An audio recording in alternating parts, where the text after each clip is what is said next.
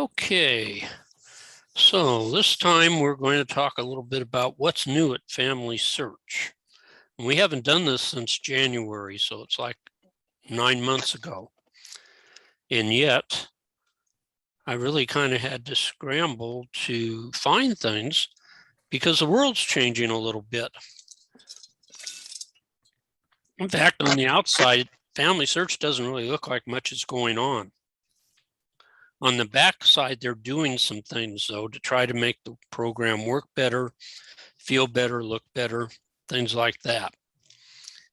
And this visit that we're going to have with it this time, I threw in some things that aren't necessarily new. There are a couple of topics that I thought we needed to talk about.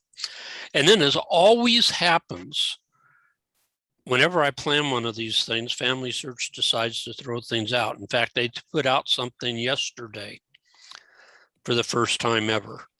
And I wasn't prepared for it because I hadn't heard about it until yesterday. And the feature that we're going to talk about that's in red here, the new search tool, fortunately, I had about a month's head start on that.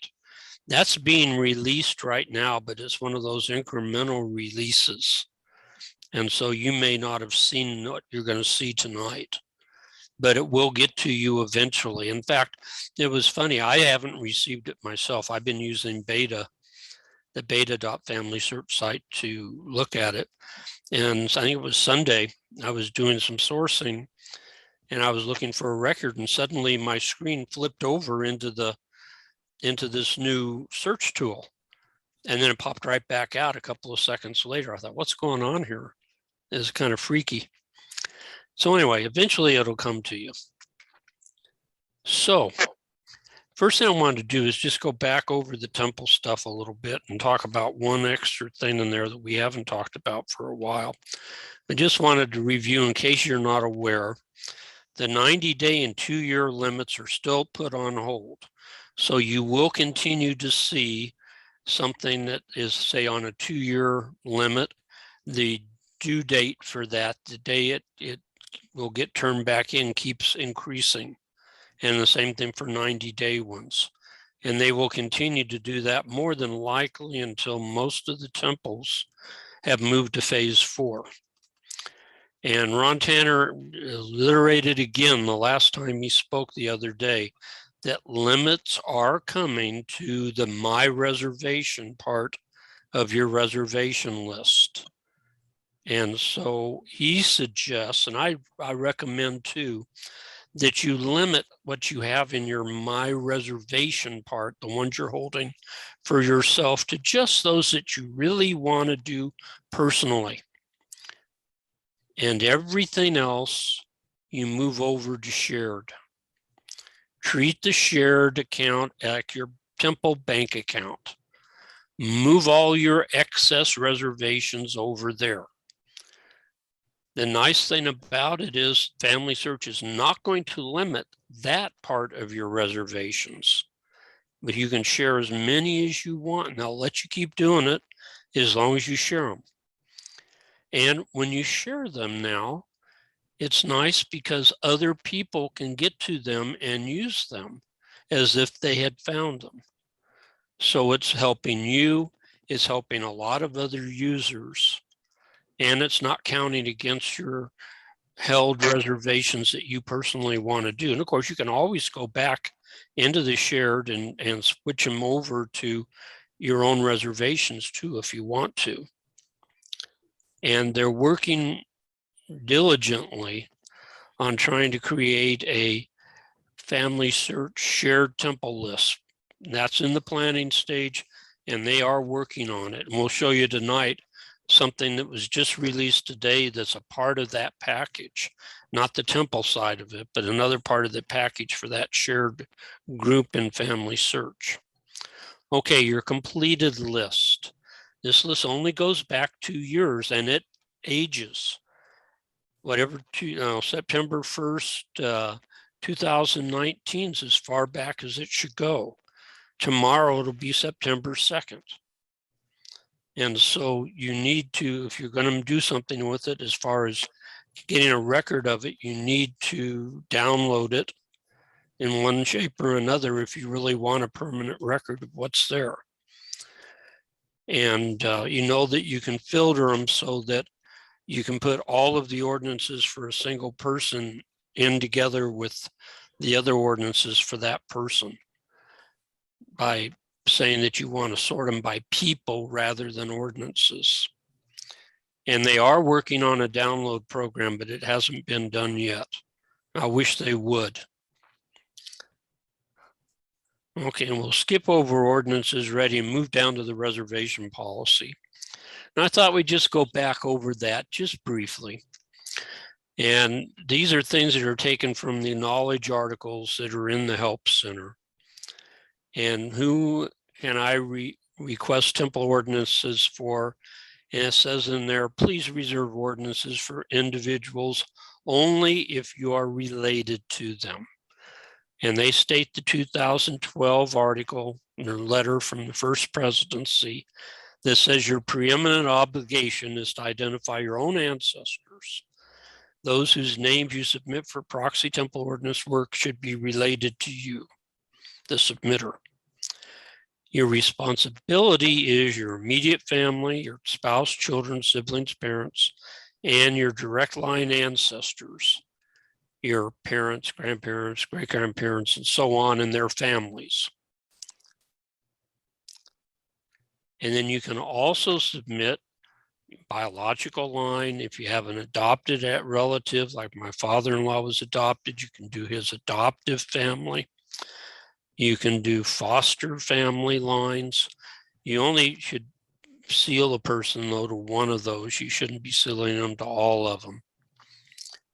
And so like in my father-in-law's case, since he was adopted, the adoptive lines were sealed, but my wife can still do the research on all the biological family and do their work.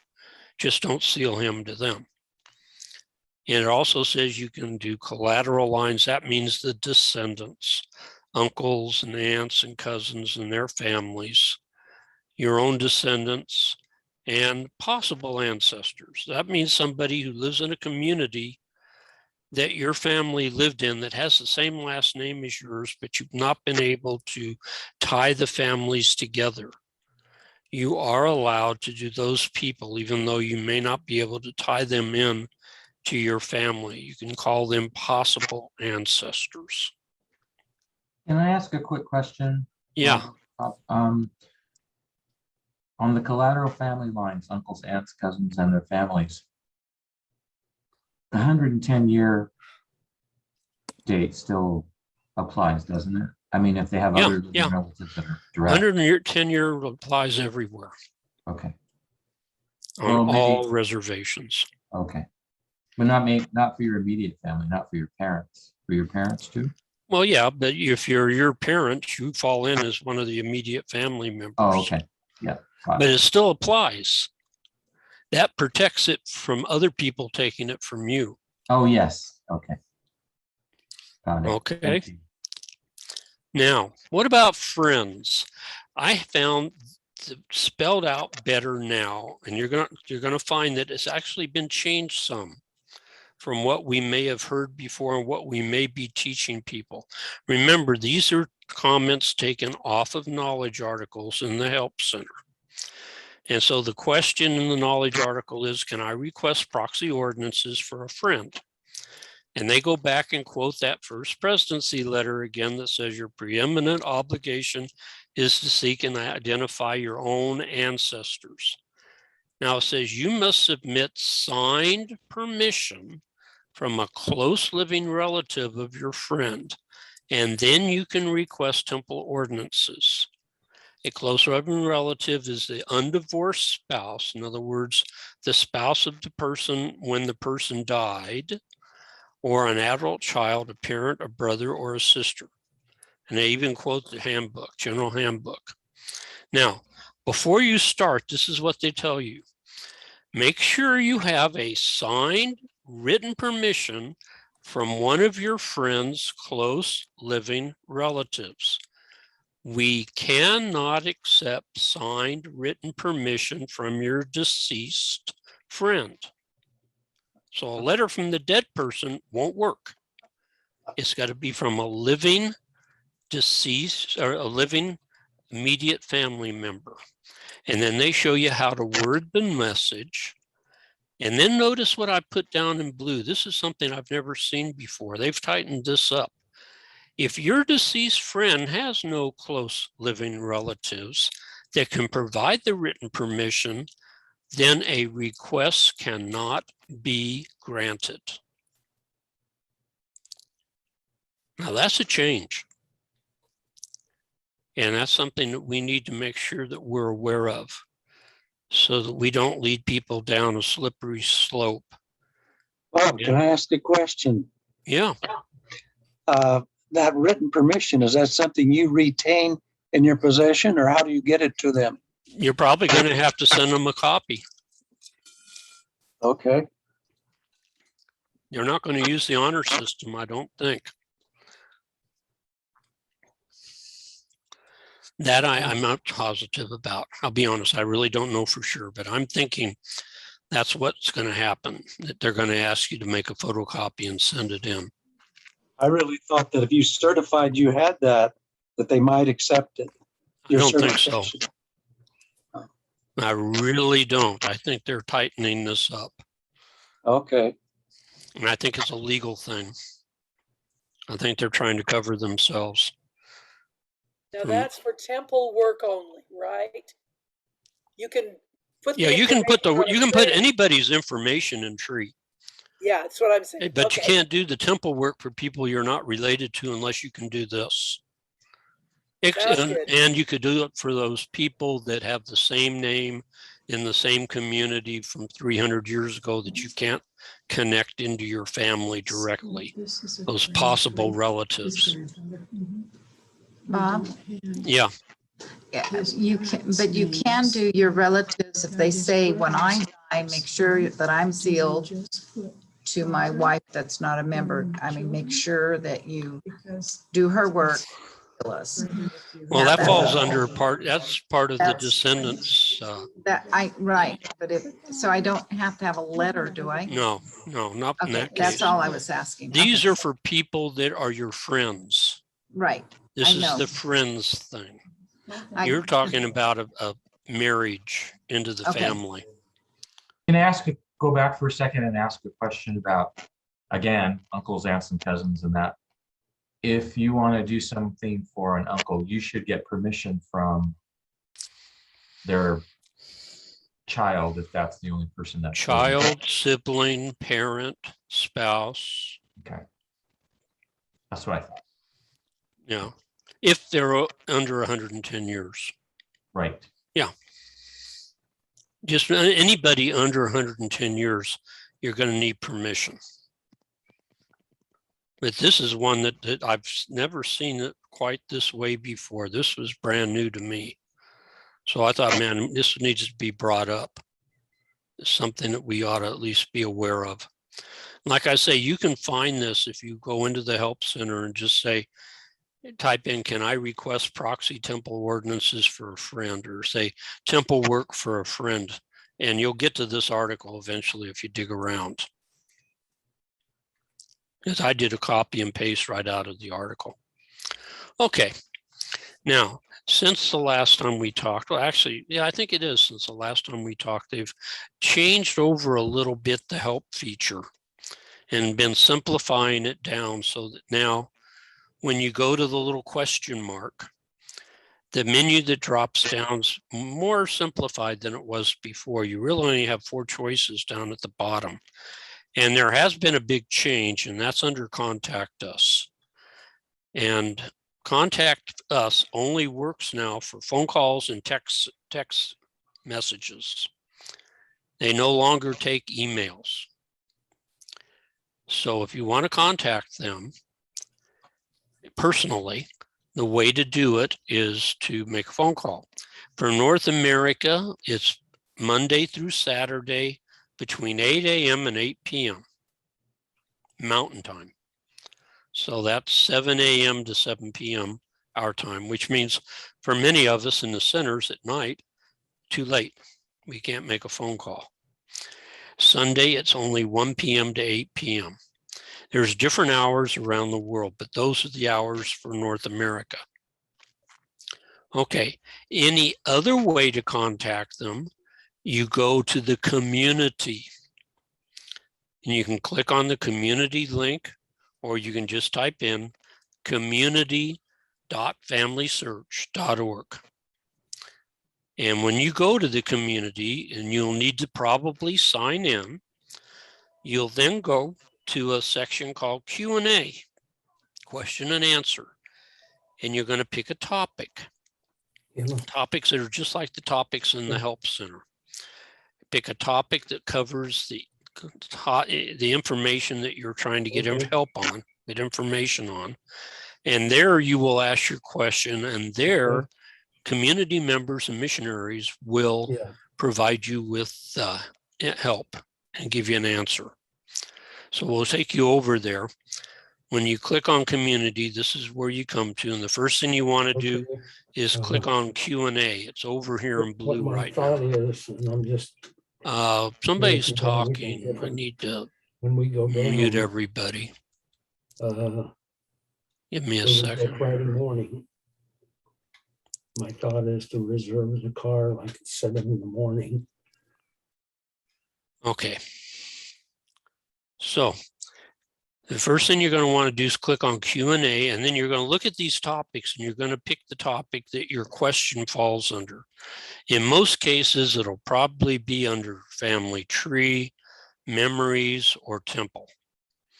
But you can also have questions for family history centers, or your FamilySearch account, or the search feature, indexing, or even help with the community as far as that goes, or mobile devices. Okay, so you pick a topic, and then that's where you'll ask your question. So if I have a question about temple work, I would then click on temple. And when I do that, it opens up to a temple page where they have questions and answers. I can do a search and see if somebody's asked my question before, or I can scroll down and browse through all the questions and see if I can find what I'm looking for, or I can just click on ask a question. Whoops, ask a question and ask my question. And there's a lot of missionaries out there watching for questions. And so I guarantee you within a few minutes, you'll start getting answers. So it's a pretty quick turnaround time. But that takes the place of the email system. They've done away with that. You no longer have a case. So there's no way to refer back to a case. You have a question in this list that you can refer to. And you can always search for yourself in this list. Okay, discovery pages. We talked about this last time, and there's been some change here too. One of them is now, what we're talking about is when you come to a relative like my grandmother, you may have this little banner at the top of the page. If there's a banner at the top of the page, that means that they have put together a discovery page for this person's personal information. And the discovery page has a lot of fun stuff. It's very visual. And it's a whole different way of looking at what's in the tree. But it essentially is replicating what is on the person page. So if you want to see it, you'll notice that it'll say there is a discovery version, and then you come over to the right-hand side and you click on it to go to it. Now, what can you learn on there? You'll find that there's some fun activities. There's a life summary. There's a timeline for the person. There's some photos and memories. Tells you a little bit about family names and name meetings and things like that. It's a way to try to get the family interested in your relatives. Okay, and you can share this page now, because at the very bottom of each one, it gives you a chance either in WhatsApp or Twitter or Facebook. You can click on there and share this in those social media locations. So another way to kind of advertise your family, show off your family to the relatives, things like that. Okay, so this is what a page looks like. And like I said, this information is coming from that person's person page. So this is stuff that came off of Henry Harrison Sands' person page. Now, you may find errors in here, mistakes. If you do, that means there's an error or mistake in that person's person page. To fix that problem, you can't fix it here. You got to go back to that person's page, their real page, and make corrections, clean it up, change it, fix it. And then you'll have to wait a while because it takes about every 2 weeks, they refresh all of the pages that they have. And I assume they make some new ones. And so eventually that change will get made. It won't happen immediately. But within a couple of weeks, you should see when they refresh it that things are correct. Now, here's something that I learned this week. Not everybody has a person page. Henry Harrison Sands, my great-grandfather, did not have a person page. And so I wanted one.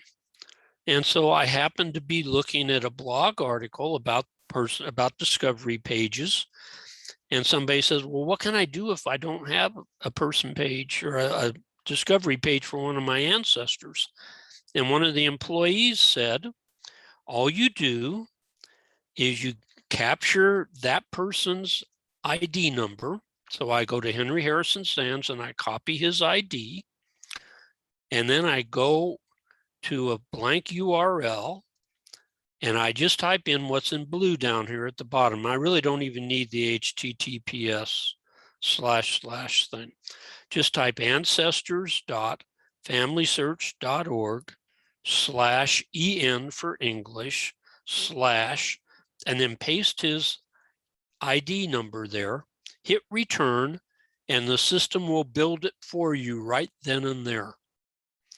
And when that page loads, it will look like this. That's how I got this. I just typed in ancestors.familysearch.org/EN/ put Henry Harrison Sands ID number in there, hit enter, and within about 5 seconds, there was his page. In other words, you can create them for anybody who doesn't have one just by doing that, which I thought was pretty cool. ancestors.familysearch.org/EN/ and then their ID number. Don't put the X's in, put their ID number where the X's are. Pretty cool. Okay, and in the past, when we noted these back in January, they had a real funky way for determining who had them. So if you were trying to search to find out who had them, they had a very cumbersome search engine.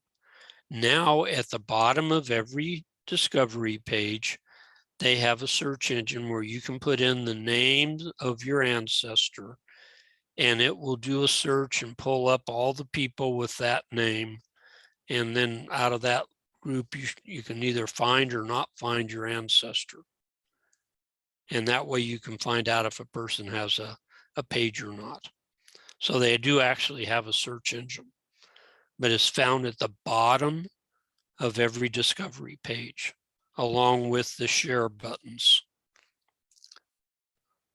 Okay, one other little thing that I thought I'd throw out, because maybe some of us aren't aware of this, but this isn't new, but it's worth talking about. We all have LDS accounts. I'm assuming we're all members here. And that way we can display our temple lists and ordinances for the relatives and things like that. And there comes times when you don't want that. And so you want to be able to show your information to non-relatives or relatives that are not LDS. And so you want to be able to remove that. And of course, you can do this to a process that's been around for a long time of going to your profile and clicking on settings, and then click on account. And then in your account page, you scroll all the way down to the bottom and you unclick show temple information. And if you do that, every reference to the temple goes away. Now, when they first did this years ago, they still left the word temple on the top of the person page, but they've been able to remove that now, so that if we do this and then go into Family Search, this is what we'll see. There will be no temple list here. There'll be up the top of the page, which I didn't show, there will not be anything that says temple. On a person's card, there'll be no reference to temples. And on any group sheets or pedigree charts that you make, there'll be no references to the temple. So it really does sanitize out any reference to the temple. There is a catch. You have to remember to go back in and change it again if you want to see your temple stuff. Now, it could be that you just want to do one thing real quick. Like say you need to print just a family group sheet and mail it off. You don't want to go through all that. Well, here's a tip that will fix that problem for you. Go ahead and just stay in your LDS account, generate the report that you want, and then you go look at the URL up here at the top, this big long old thing, and you go out near the end, and it's going to say ordinances equal true right now. And with that way, you see my grandfather's temple work as it shows in Family Search right now. If I want that to go away, and I just want it for just this one thing, I just go up there and I erase true and type false. And if I do that, the family group sheet will then look like this one. Same sheet, and the temple work disappeared. And it only applies to that one thing. So I don't have to remember to have to go back into my account and make changes and things like that. I can just make a quick printout and just go on about my work, and it doesn't affect anything else. It only worked for this one chart. Okay, so I thought that was pretty good. Nice little tip and trick to know. Okay, Family Search has been working for a long time. They've been working on improving their search engine. I've been a pretty bad critic of them, I'm afraid. I've never been a big fan of their search engine. It's had a lot of issues, and they've been working hard to make it better. And so they really are. And just this month, in fact, just back on Monday, they started rolling out a new version of it. And prior to this, I was able to see it, and you could see it too, and you can see it today. If you don't have what you're seeing when I show you it, you can go over to beta.familysearch.org and sign in there, and you'll be able to see it. Just remember, the work you do in beta doesn't apply to the real Family Search program. It looks like the Family Search program, but it isn't. It's a sandbox. It's a play place. So they've been working hard to make changes. Not all the changes are new stuff. What they've tried to do is make things focus you in on the things better, so that you make better use of what's there. So this is what the new search page will look like rather than this page. It's going to look like this. Okay. Now, you'll notice that they have right there on that home page of the search engine, tips for effective searches. And I thought we might take a few minutes, since we really don't have a lot of stuff, take a few minutes and go through this and see what they suggest to us. This is all from a long article that's found right here under tips for effective searches. You can go in and print it out if you want and have it for your patrons. But this is what it covers. So best practices. One of the things I suggest is try searching for people that were born at least back in 1940 or earlier, because there's less records since 1940. It's hard to find people in that time period. Start with broad searches. In other words, just search for the person by their name and see if you can get it that way, or do very minimal extra stuff. Then as you have a need, you can add other variations of the name or add more information to the name, things like that, and try other variations. Use the filters, and we'll show you these filters in a later slide. And then always look at the image, because it could be translated wrong. There often is a lot more information there than just what is transcribed. And so look at images, don't look at just the transcriptions. Okay, field specific things, first names. Understand that they ignore the order of first names. If you put Henry Harrison in there, they will look for people whose first name is Henry, whose first name is Harrison, or Henry Harrison, or Harrison Henry, or Henry H, or Harrison H, or H Harrison. They'll do all kinds of variations, switching the names around. The other thing which many of us have never learned to use over here at FamilySearch is wildcards. You can put an asterisk in a name and it will replace from 0 to as many characters as needed. So like if you have Catherine, and you don't know if it's A-R-I-N-E or E-R-I-N-E, and that does make a difference a lot of times, you can go C-A-T-H asterisk R-I-N-E, and it'll go with whatever goes in there. Or if by some chance there wasn't an A or an E there, it would cover it. Or you can use a question mark to replace just one character. So you have a couple of wildcards that are usable there. And then also try searching with only first names and relationships.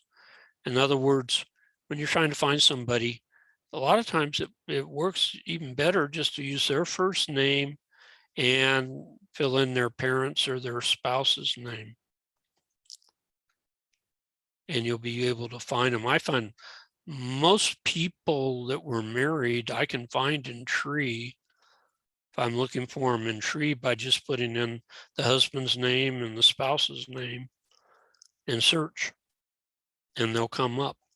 And that works within records too. Okay, for last names, remember, try searching for women with their maiden names and their married names. And you can use multiple names now. So you can fill in the box for surname and then alternate name. You can actually put in both of them. So like my grandma Sands, I could put Helen Alcesta Sands and Helen Alcesta Hale. Hale was her maiden name, Sands was her married name. I can search on both of them at the same time. Wildcards work there too. And leaving the field blank, especially on a woman. Oftentimes I find it wise just to start out when you're doing a search and you're trying to find a woman, just leave the last name off and go with those relationships. Or if you're talking about the wife in a family, just don't put a last name in there because oftentimes she's not named that way. Okay, exact search, whoops. You can label individual boxes. You can say, I want to search for everything exactly.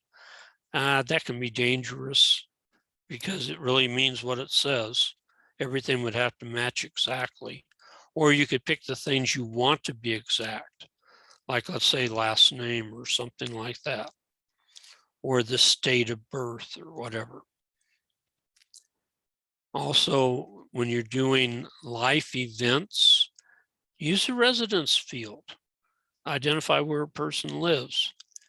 And some records will contain an address or the last place of residence.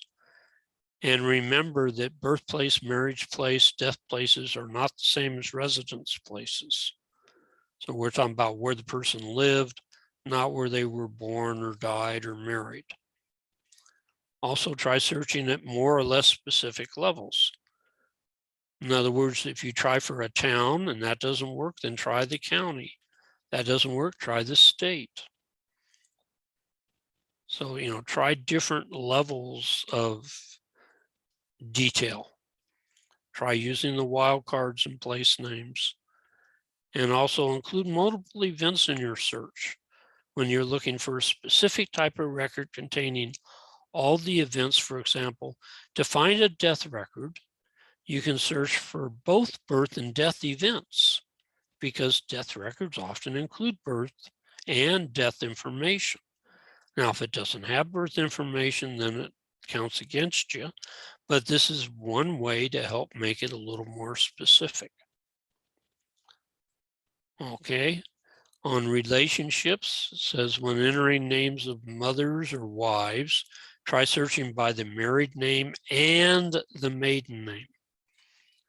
Or try leaving the surname blank. And then you can restrict by location. You can use more than one restriction. For example, you could do marriages. You could say, I'm going to search for just marriages for this person and marriages in Canada. And we'll show you how you can do that with the filtering system that they built in, that they've had all along, but most of us probably hardly ever noticed it. Okay, then advanced tricks. They say to find the children in a family, don't put the children in. Just click on parents and fill the parents in with no information for children at all. And just do a search on the parents' names. And try it with the wife with her last name, the wife without a last name, and possibly no wife and just the husband's name. And see what comes up. I've often been able to build part or most of a family doing that. That's a great little trick. Okay, another one is you might find a woman's maiden name if you're looking for it on her children or her spouse's death records. So search death records of the other family members. I did that and finally broke one of my brick walls when finally, after 3 or 4 years of doing this, I found the record that had the information. And you can also search for a specific collection. We've had that before. Okay. Now, if you can't find a record, they suggest these things. Turn to the catalog and try to find books or other materials. Explore the images. Those are the historical images that don't have indexes. Use the wiki. Look at the FamilySearch digital library. That's what's called books. Okay, the online book collection. And then take advantage of all the hints and tree. Okay, so let's actually look at this thing. First thing, a couple of thoughts. Most of the changes are cosmetic. I realize that. There are a few real changes, but most of them are cosmetic. And the whole point is to help focus you on those things that are important. As they fix things on the old program, they just had to throw things where they had room. And they weren't always in the best location. So now they've made an effort of trying to highlight features that you can and should use. Okay, so I've gone in and I want to do a search. And I have clicked on more information so that I have the full search box. And from here, I can fill in what I want. And you can see that I have filled in for birth. And you don't see a little plus there, so that means I'm using it. Henry Harrison Sands, born in Pennsylvania, 1840. And then I went and clicked on death, and I put in Pennsylvania, 1915. Whoops. And I could do other things. I could add spouses and parents, and I could do other locations. I could do marriage, residence. I just want to search with this much and see what kind of records come up. Okay, so when I click search, this is what comes up now. They're going to show me just the basic search box across the top. This is that minimalist version of the search. If I want to see the all options to make changes, I'd have to click more options over here. But I see in blue here the fields I filled in that are in addition to the minimal search. So you can see that I've searched for a birthplace, death place, birth year, death year. Okay, it tells me that I have, well, those are the things I went through. I forgot to click my things there. If I look at the filters, I have 1,162 results. That's 1,162 records. I can now do some filtering. I can go and search for a certain collection that has the results in it, or I can filter by sex, race, birth, marriage, death, other, or residence, depending on what it is that I'm looking for. Okay, if I go and click on more options, I will then get what used to be over on the left-hand side of the page. It's over on the right-hand side now, where I can fill in more things. So like if I want to put an alternate name in, I click where the plus is in front of the alternate name, I click alternate name, and I'll be able to add an alternate name in there. Or if I wanted to add a residence, I could come down here, add a residence. And it also allows me to scroll down. I can edit the things I've typed in before. You can't see everything that's there. Okay, the thing to remember though is in the advanced search is that you won't see it until you click on more options. So to see all this stuff, back on the prior page, you had to click more options, and then this opened. And then after you make your changes, you click search. Okay, now there's another thing on this more options that is new. This is new. One of them is, well, they have 4 features here that are all new things. The first feature is format. This shows you, allows you to set up the screen with the results, those records that you found in certain ways, either as a fixed table, which is what we're used to seeing, or as a spreadsheet format that's good for exporting so that you can actually see what the spreadsheet looks like. Also, the display information, there's now 3 ways to display. We've always seen what's called the default. There is a minimalist version and there's an all information version. We'll show you these in a couple of minutes. Language option. You normally will see things in the translated text version, so that no matter what language it was transcribed in, we see it in English because we need to understand what's going on. But if you want to see it the original way, you can click on original text and it will give you the original transcribed text. And I assume the format and everything will be in that different language. And then down at the bottom is your export search results choices, which you had before as a little tiny drop down. And you can vary this and say how many records you want to have come up in this. You could set it up to, I think, 100. Okay, so let's see some of this. Okay, this is the format we're used to. This is called the fixed table. You have the person, you have what record this came from here. Then you have some of the events that were in that record, then relationships, if any, and then the information about whether it's been sourced to somebody, and whether you can see the original or just a transcription or what. Okay, that's the fixed table version.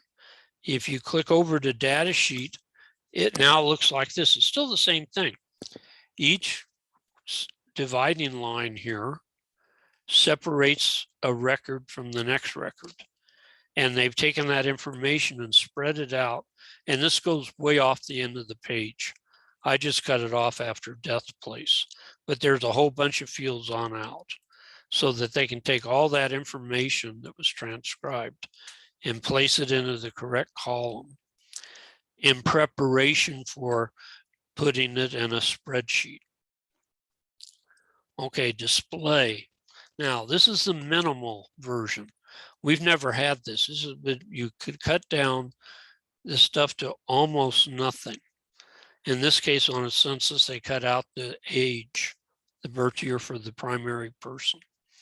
What that allows you to do is put more things to a page so you can see more records while you're trying to scroll down. This is the default. This is the one we're used to. But we can also expand it now and ask for everything that was transcribed. And so this is what shows up for the 1880 census for Henry Harrison. I get to see that he listed himself as a farmer and lawyer. I've never seen that lawyer before. So I'm going to have to do some investigating here.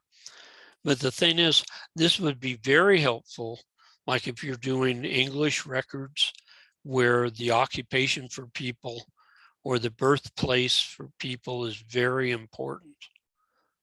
And so this is a new feature that you can set. And then when you download it, this is what it looks like. It's a spreadsheet, and then you can do whatever you want with it as a spreadsheet.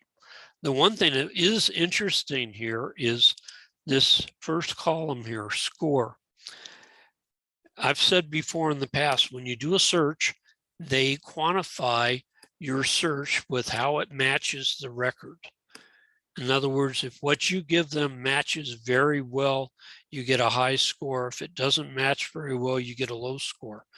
This thing actually provides you with the score of the match. And you can see what they're doing. They're providing you with results in reverse order of how good the match is. So if you've ever wondered why were the results in the order that you saw, it's because of the scores. That's what's determining the order. Okay, filtering. Now let's talk a little bit about how that could be used. We don't often see or we can't find what we need when we do a search. You know, there's 1,400 results or almost 1,500. The one I need may not be at the very top. So what I want to do is do some filtering to get to the one I want. And so after you conduct the search and you get the screen, you can start playing around with it. Okay, so based on this criteria, I'm going to want to probably filter things down to get the records that I'm after. I'm after a death record for this person. Okay, so what will I do? I could click on collection, and then it will give me, because I did a search in Pennsylvania, it's going to give me a bunch of results for birth, marriage, and death that are for Pennsylvania. And I didn't even have to filter for Pennsylvania. If I was looking for a marriage, the logical one here would be I could go click on Pennsylvania County marriages, and there'll be 40 results. If this person had married in Philadelphia, I could click on that one and see the Philadelphia city results, 101 matches. Okay, so that's one way I can do collections. And it'll list every group, and this will go on down, down, down, down with groups of things. This is birth, marriage, and death.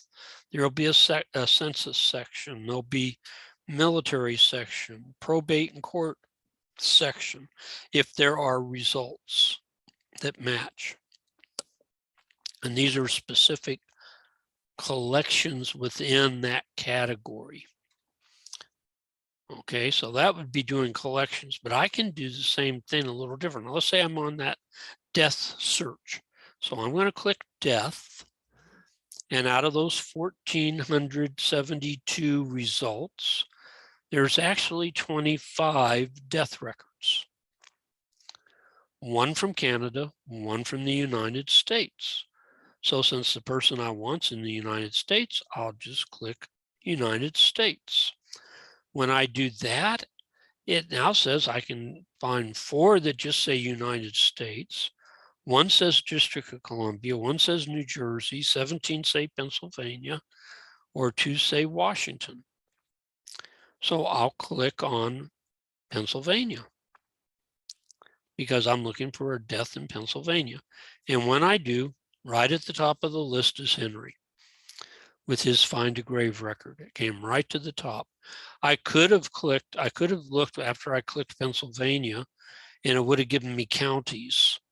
And if I clicked on Columbia County, I would have gotten this too. But with only 17 total records, I didn't feel the need to go to the county level.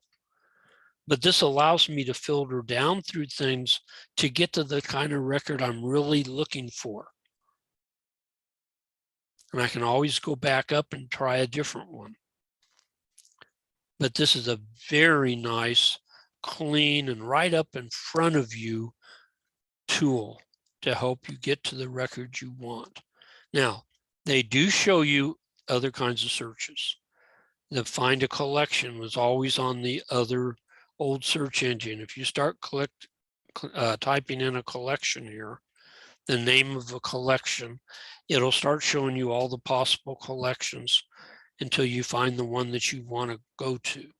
Or you can search for a place and it'll show you all the collections for that place. And so those 2 searches are still there just like they were in the past. They've just put them up on the home page, making them show up nice and big so people see it. Okay, now here's something that came out just today. We have talked, I've mentioned a lot of times that Ron Tanner keeps promising us these shared family groups. And we've heard all kinds of things about the shared family groups. And right now on your home page, hopefully, you're going to get a chance to see a little piece of it for a while. Okay, it's called the family feed. Part of these shared groups is to be able to allow the family members who have joined a group to be able to communicate with each other privately without anybody else being able to see what's going on. They have their own family page. Okay, and so what it does is going to take you to a feed that's very similar to the feed you see down here where my mouse is, where they show you relatives, things that have been put into memories on the home page. They've developed a feed tool for you.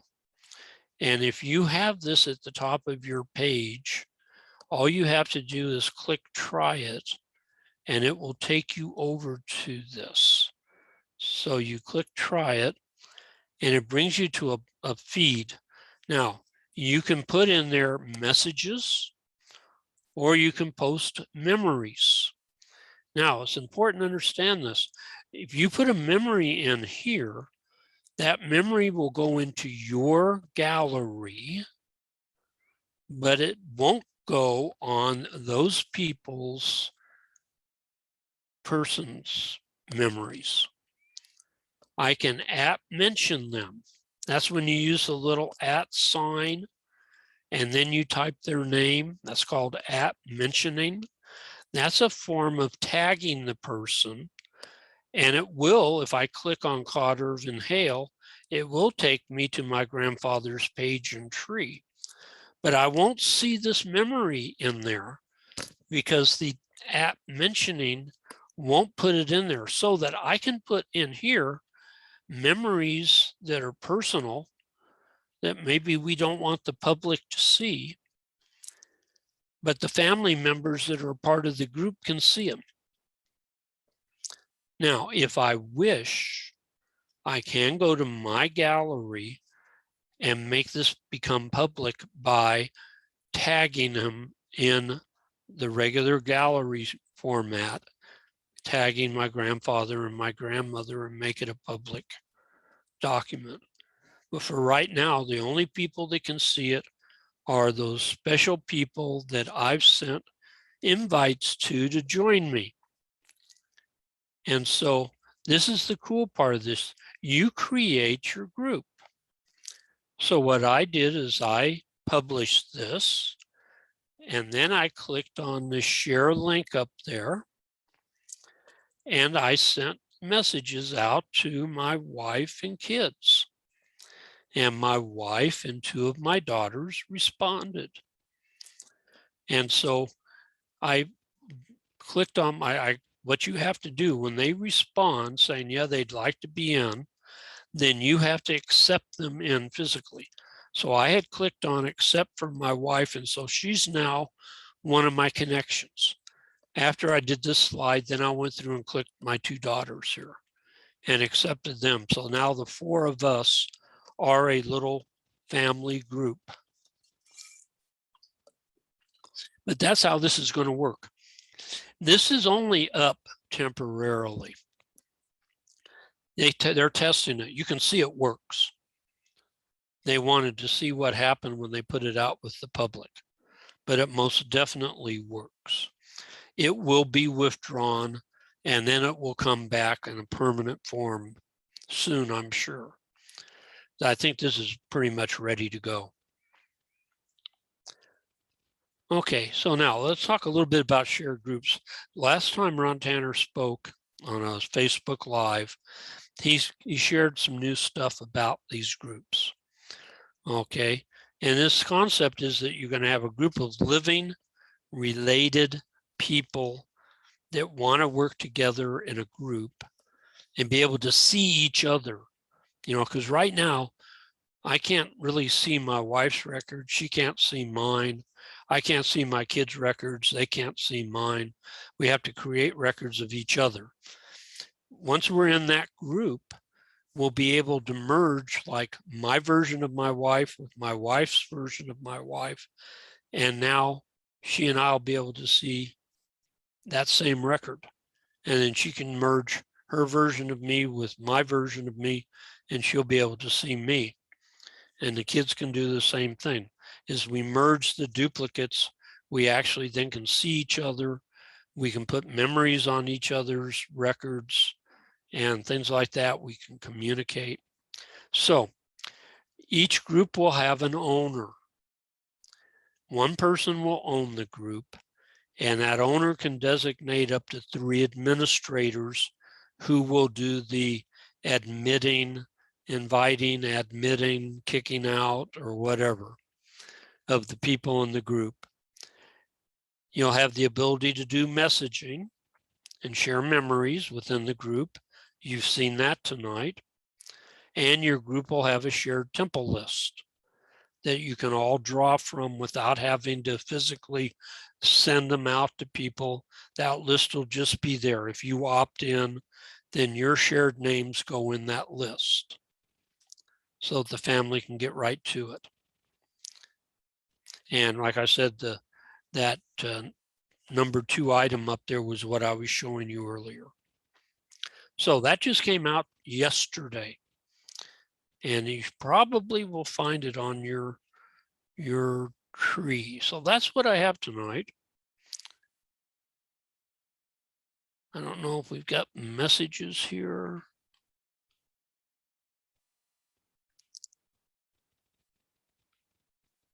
I'm looking to see if there was anything for me, but there wasn't. It's all housekeeping. So questions? I swear they wait until I'm going to give a presentation and then they release things. Never fails.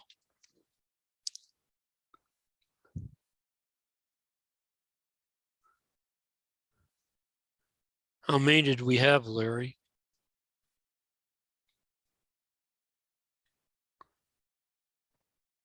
I counted that you had 50. This is Steve. Okay, good.